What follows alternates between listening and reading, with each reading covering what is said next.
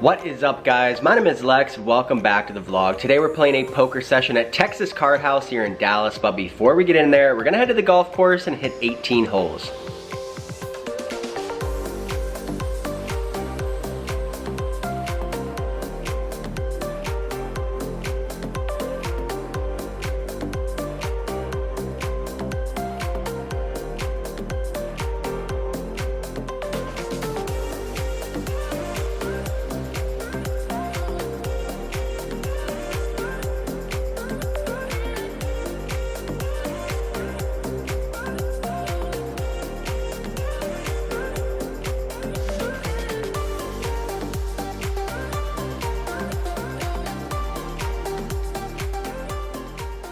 After 3 hours of losing golf balls and not swinging my best, we head to Texas Card House, buy in for $5,000 at the 2-5 game. This table is stacked full of chips. We pick up a lot of playable hands early on in our session, but we just cannot get anything going. We're down $200 early on. Then we pick up pocket sixes in the small blind. We call a $25 raise, go 4 ways to a flop of queen, jack, 6, 2 clubs, making bottom set. I check over to the initial raiser, who puts out a bet of 35 bucks. The cutoff player calls $35. This board is super wet and dynamic. There's so many bad turn cards that can come out and so many hands that we can get value from, so I decide to check raise here, bump it up with my bottom set. I make it $150. One thing that makes Texas 2-5 poker so much different than anywhere else is the variation of stack sizes. The initial raiser in the hijack position only has $300 left in his stack, but the cutoff player has over $5,000 left in his stack. So it does make poker a little bit different when you go from playing 50 big blinds deep to 1,000 big blinds deep, but I make it $150. Both of my opponents end up making the call, so we're looking for a brick turn card, which we get. It's the 3 of diamonds.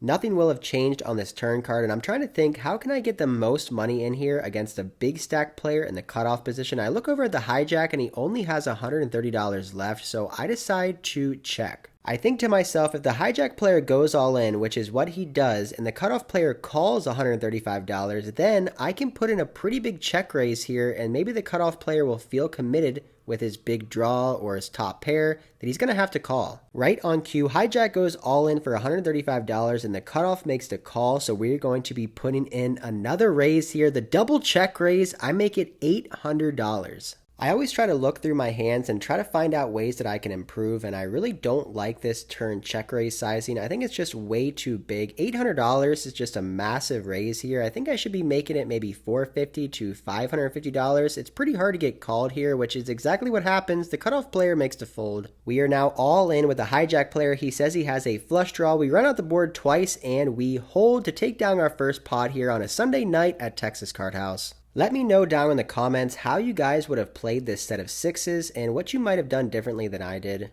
Next up, hijack player makes it 15, cutoff calls, small blind puts in a 3-bet to $65. I do not like to fold pocket pairs in Texas just because I'm so deep, and if you hit a set, you can usually win a pretty big pot, so I make the call and the other players make the call as well. A set is what we get. The board is 7-8-3 rainbow, making middle set. Small blind checks over to me. I start out with a $100 bet. Only the cutoff player makes the call, so we're heads up out of position to the turn of 5 of hearts. Not the best turn card, brings in 4-6 and 6-9 for a straight, which is definitely hands my opponent could be playing in the cutoff. It also brings in a flush draw now with a heart, so I don't want to be checking here. Obviously my hand is very strong, but I do have to tread with a little bit of caution. My opponent is super deep, about $5,000 effective. I bet $200 and he pretty quickly makes the call. Going to the river here with a set of sevens, the dealer puts out the queen of hearts, bringing in that backdoor flush. I have to figure out what bet sizing I want to use here. A little background on this guy is that he is pretty aggressive. He's definitely capable of pulling some big, massive bluffs I've seen here in the past month watching him play. I decided to go with a very small bet size on this river, trying to accomplish 2 things. One, to try to get called by all of his 1-pair hands underneath the queen, like an 8 or a 7, and also betting small to potentially induce him to bluff with some of his missed straight draws like 9-10 or Jack-10, thinking that my bet looks weak and he can bluff me off my hand. When I'm playing against players who are definitely capable of putting in big bets on the river as bluffs when they sense weakness, I like to bet small sometimes with really strong hands, trying to induce, give them a little bit of rope, bait them a little bit to try to bluff, but this time he decides to fold and we take down the chips.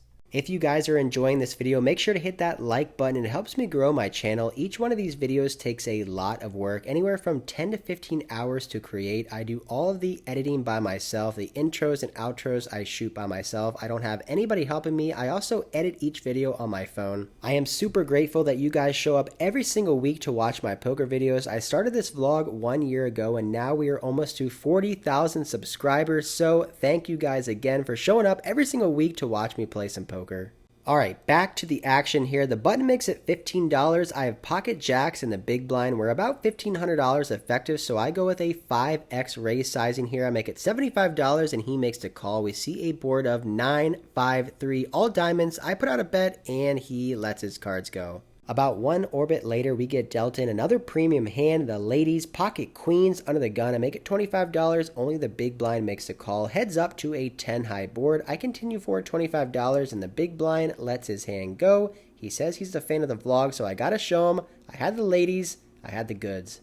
Under the gun, $10 straddle. Hijack player makes it $25 with about a $500 starting stack. I have pocket 10s in the big blind and decide to just make the call. The under the gun straddler has about a $3,000 stack, so I want to be playing pots with him. We go three ways to a flop of 10, 8, deuce, flopping top set. Running hot so far, 2 hours in our session, already flopping 3 sets. Initial raiser comes out with a pot-sized bet of $75. I think I could be putting in a raise here, trying to get it all in against the initial raiser's overpairs, but like I said, I want to be playing some pots with the under-the-gun player as well, who's sitting very deep stack, so I decide to just make the call. We're heads up now to the turn, which is another 10. We make quads.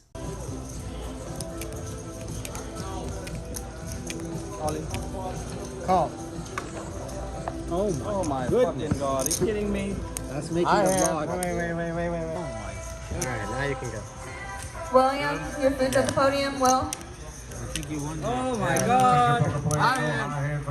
I got busted. Oh man, there's high hands? Well, you get 200, I think, because it rolled over.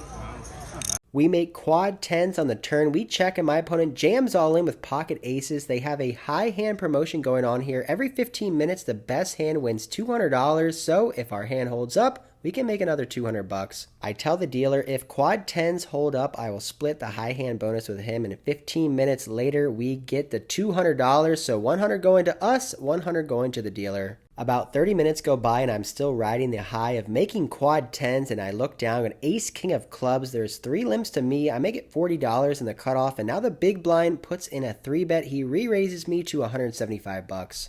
An interesting spot here with ace king of clubs. We're sitting over 1,000 big blinds deep, which is extremely deep for a cash game. I'm not sure whether I want to 4-bet or just call. My opponent in the big blind, his name is Chris Moneymaker. He is from Germany. I watch him play fairly often on the live stream here in Dallas, so I know that he's a very solid player. Two things are going through my head here is that maybe he thinks that I'm ISO raising a wider range over a couple limps in the cutoff, and if he puts in a raise here in the big blind, I'll give him respect and he can take down this dead money. However, I've been playing with him for a couple hours and it doesn't seem like he's really into battling with me. He doesn't seem to be 3-betting or 4-betting me very often, so I feel like he's got a pretty strong hand here. His range out of the big blind, in my opinion, would be pocket 10s plus, ace queen, ace king, and then maybe some bluffs like ace 4, ace 5 suited, maybe some ace jack offsuit. So if I put in a 4-bet and he puts in a 5-bet, we will be in a gross spot. So this time I decide to make the call. We go heads up to a 9 high board and he continues for $175.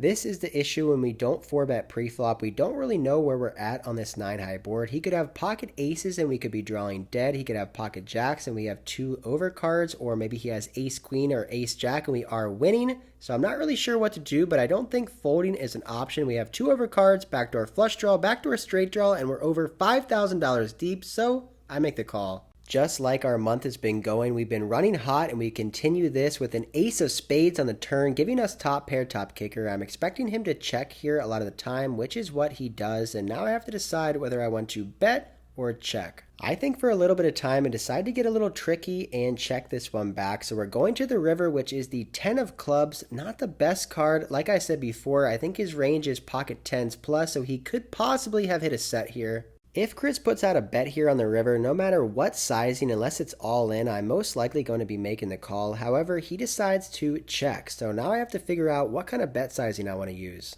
When the big blind checks the turn and the river, I'm pretty sure he has showdown value, like a pocket pair underneath the ace, or maybe a weaker ace. If he had a queen high or king high hand that totally missed, I think he'd be going for a bluff here on the river, trying to get me off a pair underneath the ace. If I was playing this hand against a recreational player, I'd bet about 1/3 size of the pot, trying to get called by all under pairs. However, Chris is not a recreational player. He plays for a living, so I have to change it up here a little bit with my bet sizing. I checked back the turn for deception, hoping that if I bet the river, he may call me lighter, so I decided to go big here. $800. I make over a pot size polarized bet of $800. Polarized sizing means that I'm representing either the nuts or nothing at all, and I have neither of those. I have top pair, top kicker. However, the way the hands played out, I'm almost 100% sure I have the best hand.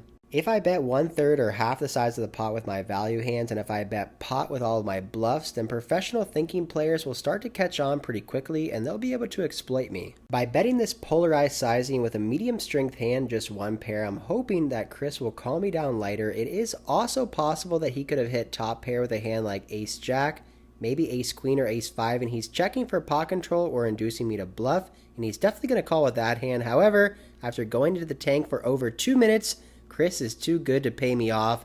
He tells me he has pocket kings, and he makes the fold. I'm sick of playing big pocket pairs at ace king, so I decide to ISO raise to $30 with 7 deuce offsuit. Don't judge me, guys. I was really bored. I was folding for over an hour. I just want to play a hand. Our isolation raise does not work when the button, small blind, big blind, and the limper call 5 ways to a queen 8 deuce board. We make bottom pair. If you're going to get out of line and raise 7 deuce pre-flop, this is actually not too bad of a board. It's pretty unconnected. It's a rainbow board. Nobody 3-bet me pre-flop, so don't expect them to have pocket queens. I block pocket deuces, so the best hand my opponent's going to have would be pocket 8s and just a 1-pair queen holding. So I bet $55, button folds, small blind folds, big blind folds. Now the action's back on the under the gun player, who decides to put in a raise. Welp, our bluff is not going to work. We get punished here. My opponent raises to $150. I was just really bored. I was trying to win a pot with 7 deuce, and this guy is crushing our dreams. However, I start to think, what kind of hands would he be raising on this board? He limp called pre-flop. I can have all the strong hands on this board like aces, kings, ace queen, pocket queens, pocket 8s, and he really shouldn't have any of those hands. So this raise doesn't make too much sense. I actually think he's going to have king queen or queen jack here a lot of the time. So I actually consider going over the top as a bluff to try to get him off those top pair holdings, trying to represent those big pocket pairs. The only problem with this plan is that he only has $400 left, which is just not enough money to try to get him off a top pair holding, so I decide to make the disciplined fold and let go of my 7 deuce. I fold, but I really want to just go all in. You probably hit. You probably hit. Yes, I'm going to make the vlog. Yeah, baby. I got to pee. I was trying I'm going to Insta just to be on the blog. You know what I'm saying? It is around 1 a.m. We've had a long day of playing golf and over 5 hours of poker. The table action has slowed down a little bit, so we decide to call it a session, end up racking up our chips, heading to the cage, and cashing out for the night. All right, guys, that is it for this one. Out here walking rogue. After our poker session, we ran hot again. Flopped a set of 6s, a set of 7s, a set of 10s, turning quads against aces. My opponent goes all in. We won the high hand as well. Ended up profiting $2,245 tonight. I mean, the sun run continues here in Texas.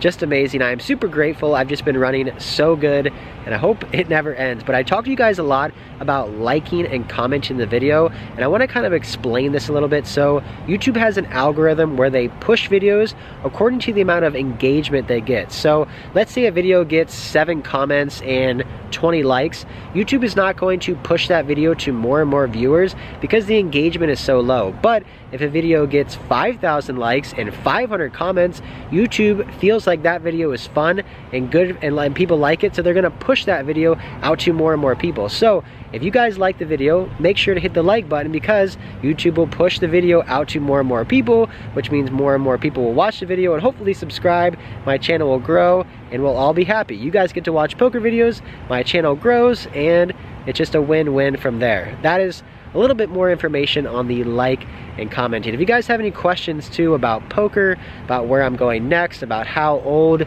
Rogue is, or what his favorite toy is, or what he likes to eat, all those kind of things, put it down in the comments below and I'll get back to you. But that is it for this one. Until next time, I'll see ya.